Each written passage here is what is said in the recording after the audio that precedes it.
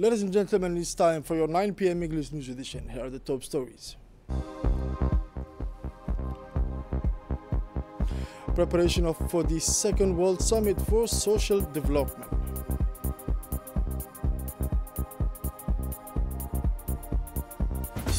And for the international news, the Israeli army announces the return to the application of the ceasefire after deadly violations in Gaza that left dozens of people martyred. The detailed now, October 15, 2025, Djibouti hosted a meeting of the African Group 2 governors of the World Bank, chaired by Mr. Ilyas Moussa Douale, the Ministry of Economy and Finance in charge of industry. Around the table, representatives of 23 member countries reviewed the 2024 annual report presented by Administrator Havers. The report offers an encouraging assessment, highlighting record disbursement of 12.4 billion USD, mainly in support of fragile or conflict-affected countries. The discussions shed light on the continent's ongoing challenges: poverty, inequality, climate vulnerability, and institutional fragility. Participants called for a strong national capacity and accelerated investments in key structural sectors: energy, transport, and education. Mr. Ilyas Moussa Douale emphasized the urgency of renewed solidarity in the face of geopolitical tensions and global fiscal pressure. While acknowledging the support of development partners, he advocated for a more inclusive, sustainable African development aligned with national priorities. The meeting concluded with a clear consensus: building a resilient Africa will require greater transparency, enhanced regional coordination, and innovative financing. And now, as I mentioned in the title, Djibouti prepares for the Second World Summit for Social Development as part of the ongoing preparation of the Republic of Djibouti. Djibouti's participation in the Second World Summit for Social Development, scheduled to take place in Doha for November 4th to 6th, 2025, the Ministry of Social Affairs and Solidarity held a broad consultative meeting this morning at the Kempinski Palace. The event was organized in collaboration with the Office of the United Nations Resident Coordinator in Djibouti and brought together key stakeholders in the field. The meeting was chaired by Minister Ulufa Ismail Abdou alongside the UN Resident Coordinator. It was also attended by the Secretary General of the National Union of the Djiboutian Women, the UNFD, the Director of Multilateral Relations of the Ministry of Foreign Affairs, the Chargé d'Affaires of the Embassy of Qatar in Djibouti, as well as representatives from ministries, public institutions, the private sector, UN agency, and technical and financial partners. The meeting served as an opportunity to review the progress made in the area of social development in Djibouti, analyze ongoing challenges, and explore future prospects, particularly in relation to job creation, strengthening social protection systems, and mobilizing sustainable financing to support social development. This meeting is part of preparation to ensure Djibouti's active and effective participation in the upcoming summit, which comes 30 years after the first World Summit for Social Development held in Copenhagen in 1995. That historic summit laid the foundation for international commitment to social justice, poverty reduction, and the promotion of social inclusion. With just 2 weeks remaining until the summit in Doha, the meeting provided a platform for exchanging views on the summit's strategic themes and priority goals, with the aim of defining Djibouti's national priority to be presented at the international level. The meeting also featured a presentation by Jalal Abdulatif, Senior Social Policy Advisor at the United Nations Economic Commission for Africa, who spoke about the Doha summit and Djibouti's expected contribution. And now His Excellency Ambassador Jama Idris Omar, Director of Multilateral Relations, emphasized the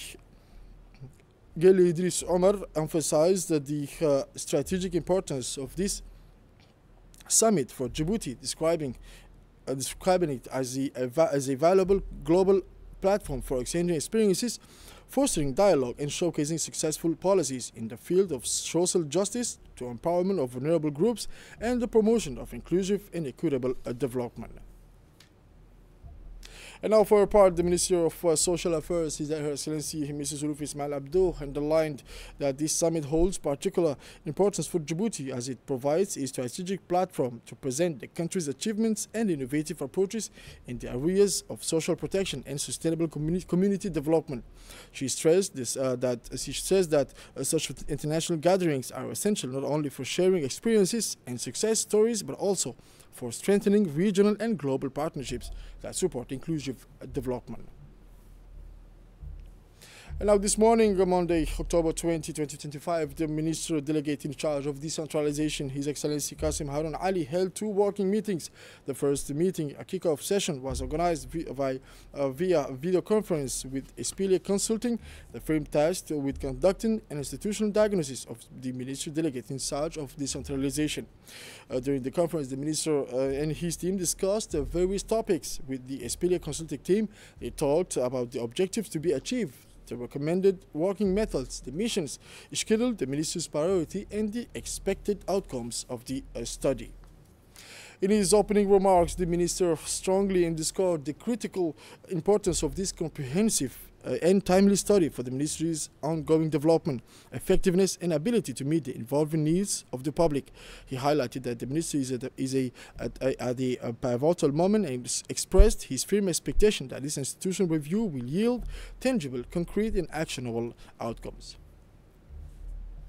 Now we're going in Switzerland, where the parliamentary delegation from the Republic of Djibouti participated in the African Geopolitical Group meeting held October 18 as part of the 151st session of the Interparliamentary Union.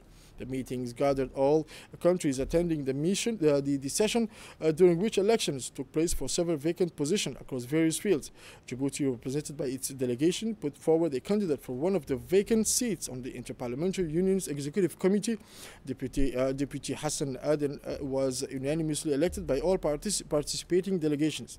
Led by Deputy Naima, the Djiboutian deputies made intensive effort through joint collaboration with their counterpart in the African Geopolitical Group, contributing to this remarkable success. Still on October 18, the Djiboutian Coast Guard provided an assistance at the sea to the crew of the vessel that was attacked in the southeastern part of the Gulf of Aden. The crew, consisting of 26 sailors, was forced to abandon the ship after it was severely damaged. Unfortunately, 2 crew members lost their lives. The rescue operation, jointly conducted by Spetse and MV Meda, enabled the rapid and efficient evacuation of 24 crew members.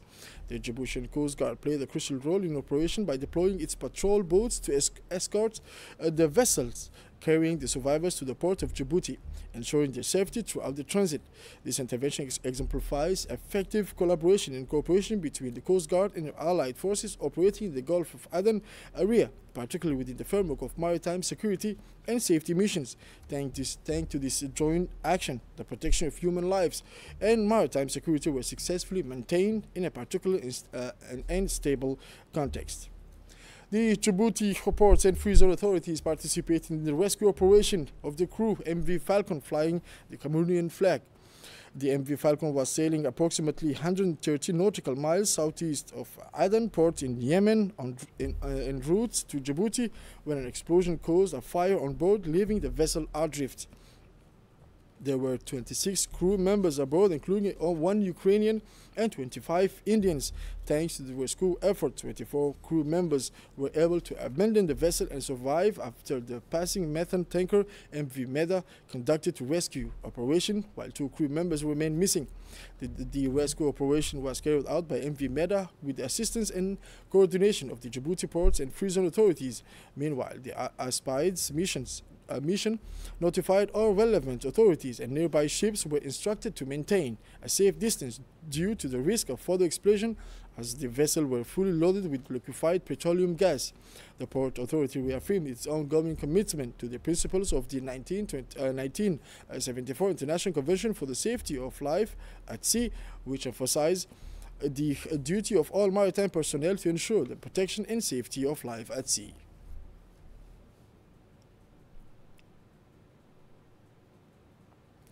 This morning, the Training Center of the Ministry of National Education and Vocational Training hosted the launch of a workshop on Code of Conduct and Professional Ethics for teachers. The opening ceremony was chaired by Mr. Mohamed Abdullah Mayoub, Secretary General of the Ministry, the MENFOP, in the presence of Mrs. Idil, head of the UNESCO office in Djibouti, and Mr. Mohamed Moussa Yabi, Secretary General of the National UNESCO Committee. Over 2 days, ministry officials, inspectors, school principals, teachers, and experts from various ministries discussed the foundation of the future code of conduct. The Secretary General of the National UNESCO Committee emphasized the importance of drafting a framework of shared values and responsibilities among all members of the educational community.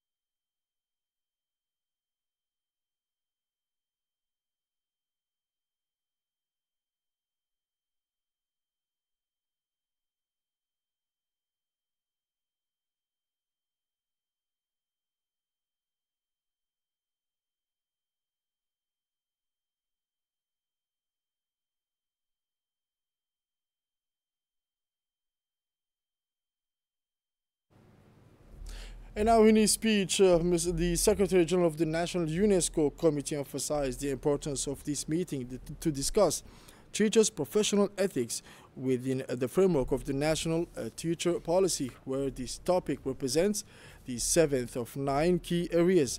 The workshops, attended by experts and representatives from various training centers and inspection bodies, aims to develop a plan for drafting future documents related to teachers' ethics and professionalism.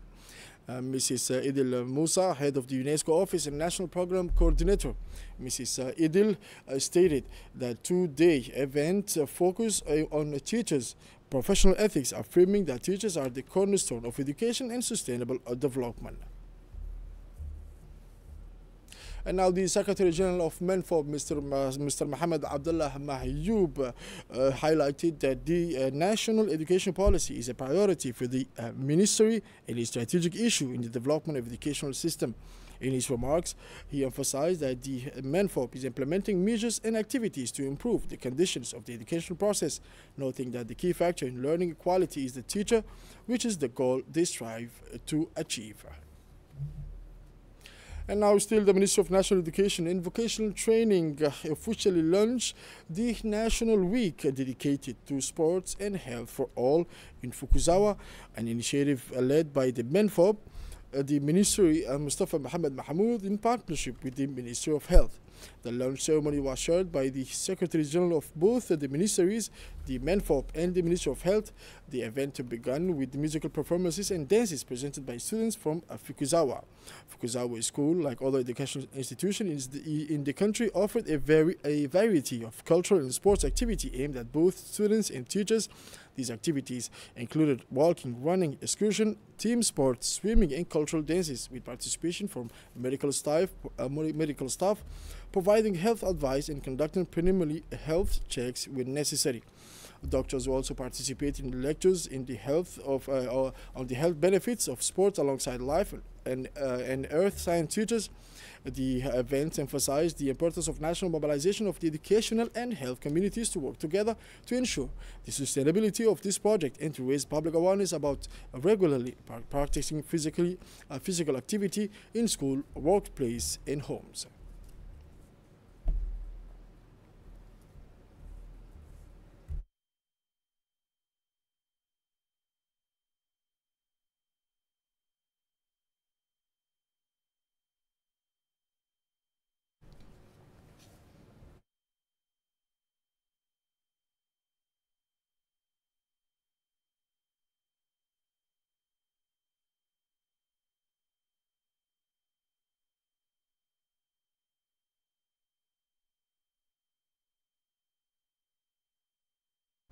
And now the Secretary General of the MENFOB indicated the importance of a weekly hour to the topic of sports and health in schools. He emphasized that the project aim, the Secretary General of the Ministry of Health, he emphasized that the project aims to raise health awareness and promote physical activity among students and teachers, stressing that its sustainability requires the cooperation of both the educational and medical communities to ensure the widespread dissemination of health and sport values in all educational institutions. Meanwhile, the Secretary General of MENFOP, Mr. Mohamed Abdullah Mahyoub, he praised the National Week for Sport and Health initiative, underscoring the importance of promoting physical activity and health awareness among students and teachers. And now, as part of its official mission in Qatar, the Djiboutian delegation led by the Director General of the NPH, the National Agency for Persons with Disabilities, held a productive working meeting with the Director of Development Operations at Qatar Charity. The meeting focused on ways to strengthen bilateral cooperation between the two institutions in comprehensive development, promoting the rights of persons with disabilities and supporting social programs in Djibouti. Discussions emphasized the shared desire to enhance national capacities in care, inclusive education, and the empowerment of persons with disabilities. Both parties expressed their commitment to developing sustainable joint initiatives and projects that encourage inclusivity and active participation of persons with disabilities in economic and social life. This meeting reflects the National Agency for Persons with Disabilities' determination to strengthen international partnerships and benefits from global best practices to improve the quality of service and services provided to persons with disabilities in Djibouti. And now this morning, the Ministry of Environment and Sustainable Development inaugurated a national workshop on green energy zones in Djibouti, marking an important step toward advancing the transition to clean and sustainable energy, also supporting environmentally friendly economic development. The workshop aims to establish a comprehensive legislative and regulatory framework to coordinate investment and enhance financing to accelerate the country's energy transition. The workshop saw wide participation from representatives of the public and private sector, members of parliament, and civil society organizations who exchanged experiences and insights on developing green energy and overcoming national challenges through innovative solutions. The ministry emphasized that the workshop outcomes will contribute to fostering innovation, enhancing partnerships among various stakeholders, and laying a solid foundation for an effective and sustainable energy transition aligned with Djibouti's Vision 2035. In his speech, Mr. Abder, the UN Industrial Development Organization representative, stressed the importance of cooperation between national institutions and international organizations. And now Mrs. Ilaya Ismail Gedi, chairperson of the Project Oversight Committee, expressed her deep satisfaction with the organization of this important event. She emphasized that this initiative represents a decisive step in advancing the country's energy transition and attracting green financing for sustainable development. In the same context, the Secretary General of the Ministry, Mr. Dini Abdullah, emphasized the ministry's unwavering commitment to supporting the national energy transition. He highlighted the critical role of developing robust policies and regulatory frameworks that facilitate investment in renewable energy projects. Mr. Dini also underscored the importance of collaboration among government entities, private sector partners, and international organizations to accelerate sustainable development goals. And now at the regional level, Africa has experienced sustained population of economic growth for several years, making one of the most dynamic regions in the world. Africa faces the challenges of rapid and sustainable urbanization.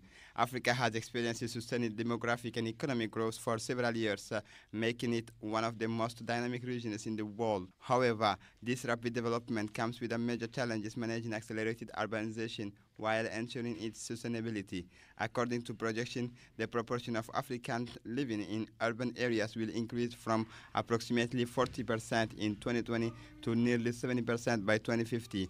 This means that African cities will have to accommodate hundreds of millions of new residents within a few decades, putting considerable pressure on infrastructure, housing, transportation, as well as essential services such as education, health, water, and energy.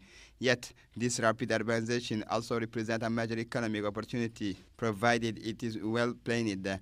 According to a World Bank report, controlled and sustainable urbanization could enable some regions of sub-Saharan Africa to increase their annual GDP by 3 to 5%. The World Bank emphasized that this goal can only be achieved. And now, as I mentioned on the title, the Israeli military announced the resumption of the ceasefire agreement following deadly violations in Gaza that claimed the lives of dozens of martyrs. Israeli military announced the return to ceasefire enforcement after deadly violation in Gaza that left dozens of people dead on the 11th day of the ceasefire after 735 days of a war of extermination against the Palestinians. The Israeli occupation army declared that it had returned to implementing the cessation of hostilities agreement after bombing several sites in the Gaza Strip. At the same time, the Palestinian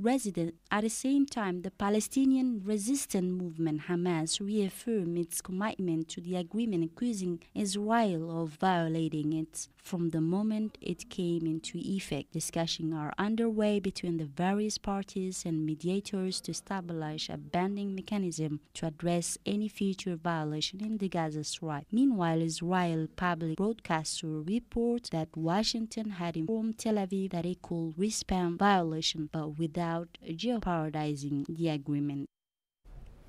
Sports now. The Moroccan under-20 national team achieved the historic milestone by winning the FIFA Under-20 World Cup for the first time. Atlas Lions make history. Morocco crowned the U20 World Cup champion for the first time. In an exceptional night of football, Morocco achieved a historic feat by winning the U20 World Cup for the first time in its history. After a resounding 2-0 victory over Argentina in the final, this triumph crowns a golden generation and confirms the rise of Moroccan football on the world stage. The Atlas Lions were able to impose their styles, combining tactical discipline, fighting spirit, and collective talent. On social media, a wave of pride and joy swept across the global following the victory. The hashtag Maroc Champion du Monde and Lions de l'Atlas dominated trends in several Arab countries as a fan-shared moving video of the celebrations of the historic moment of the trophy. Observers hailed an exemplary performance, the result of structured work and a long-term vision led by the Royal Moroccan Football Federation under the leadership of Fouzi Lekja. International media outlets were quick to highlight Morocco's exceptional performance, surpassing major footballing nations such as Brazil, France, and finally Argentina in the final. With this victory, Morocco became the second African country to win the U20 World Cup after Ghana in 2009 and confirmed its status as a new power in the world football, a serious contender to shine at the 2026 World Cup. This is it for this 9 p.m. English News edition. Thank you for watching us. Stay tuned for more on RTD.